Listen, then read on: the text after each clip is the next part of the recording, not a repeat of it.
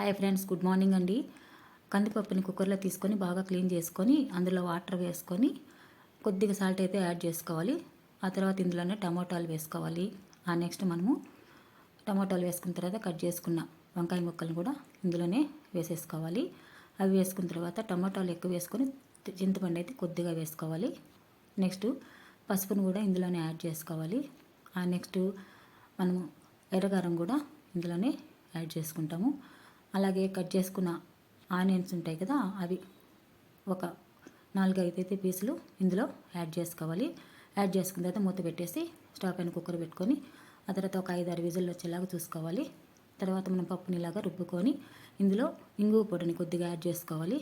ఆ తర్వాత మనము కడాయి పెట్టుకొని అందులో ఆయిల్ వేసుకొని ఇందులో ఆవాలు, జీలకర్ర, మినప్పప్పు, అలాగే కరివేపాకు, ఆ తర్వాత ఆనియన్స్ వేసుకొని బాగా బ్రౌన్ కలర్గా వచ్చేలాగా చేసుకొని ఒక 2-3 వెల్లుల్లి కూడా ఇందులోనే వేసుకుంటామండి.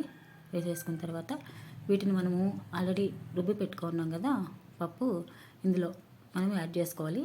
ఆల్రెడీ సాల్ట్ వేసుకున్నాము, చాలుకుంటే మనం కొద్దిగా సాల్ట్ కూడా యాడ్ చేసుకోవచ్చు. మనకైతే ఇప్పుడు వంకాయ పప్పు రెడీ అయిపోయిందండి. ఓకే అండి, థ్యాంక్స్ ఫర్ వాచింగ్.